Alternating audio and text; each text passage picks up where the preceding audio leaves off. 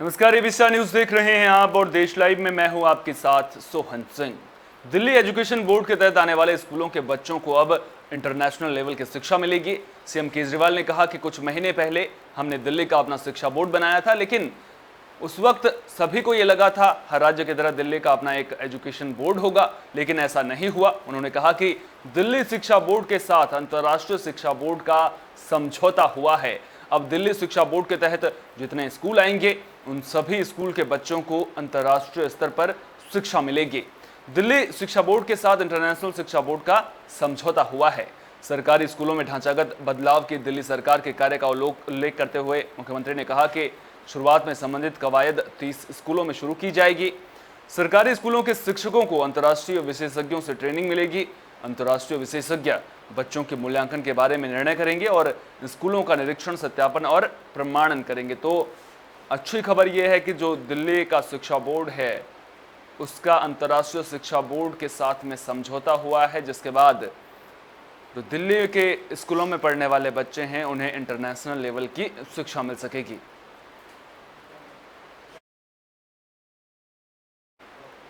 भारत के स्वतंत्रता दिवस की 75वीं वर्षगांठ के मौके पर अमेरिका में एक प्रमुख भारतीय प्रवासी संगठन 15 अगस्त को नया कीर्तिमान बनाएगा।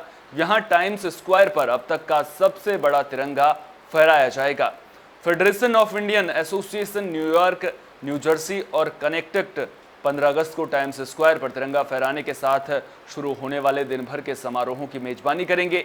टाइम्स स्क्वायर पर पहला भारत दिवस बिलबोर्ड 24 घंटे के लिए प्रदर्शित किया जाएगा।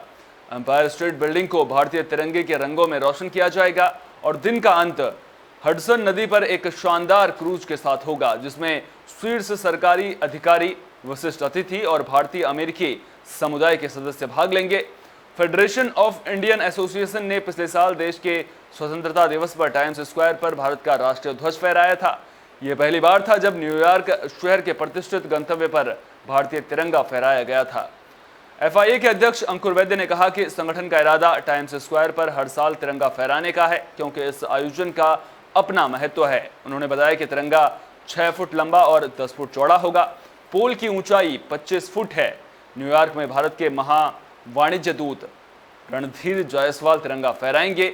इस आयोजन में भारतीय मूल के अमेरिकी खिलाड़ी एवं शतरंज के इतिहास में सबसे कम उम्र के ग्रैंड मास्टर 12 साल के अभिमन्यु मिश्रा और 17 साल के समीर बनर्जी को भी सम्मानित किया जाएगा, जिन्होंने पिछले महीने विंबलडन बॉयज का एकल फाइनल जीतकर इतिहास रच दिया था।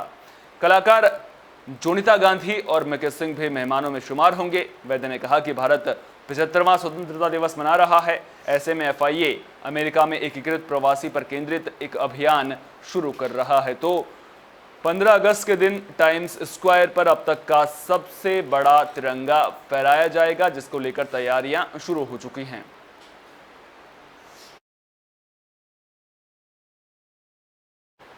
बिटकॉइन जैसी क्रिप्टो करेंसीज को लेकर भारत समेत पूरी दुनिया में क्रेज बढ़ता जा रहा है, लेकिन इस पर भी हैकर्स की बुरी नजर पड़ चुकी है। हैकर्स ने 60 करोड़ डॉलर यानी करीब 4,465 करोड़ रुपए की क्रिप्टो करेंसी को उड़ा लिया है। इसे क्रिप्टो करेंसी की अब तक की सबसे बड़ी चोरी माना जा रहा है। चोरी की गई क्रिप्टो करेंसी में ईथर और दूसरी डिजिटल करेंसी शामिल है।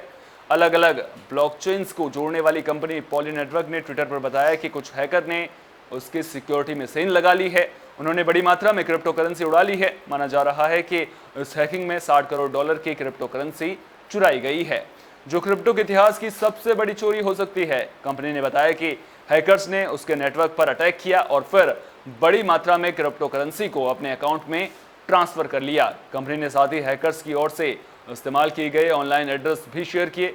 उसने इस हैकिंग से प्रभावित ब्लॉकचेन्स और क्रिप्टो एक्सचेंज को इन एड्रेसेस से आ रहे टोकन्स को ब्लैकलिस्ट करने को कहा है। पॉली नेटवर्क ने साथ ही हैकर्स से भी चुराई गई क्रिप्टो करेंसी वापस करने की अपील की है।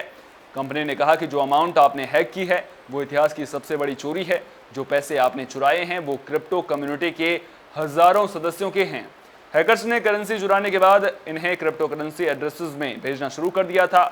सिक्योरिटी कंपनी स्लोमिस्ट के मुताबिक कुल 61 करोड़ डॉलर की क्रिप्टो करेंसी को 3 अलग अलग एड्रेसेस में ट्रांसफर किया गया।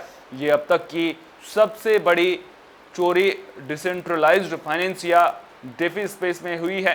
पोली नेटवर्क एक प्लेटफॉर्म है जो यूजर्स को क्रिप्टो टोकन्स एक्सचेंज करने की परमिशन देता है।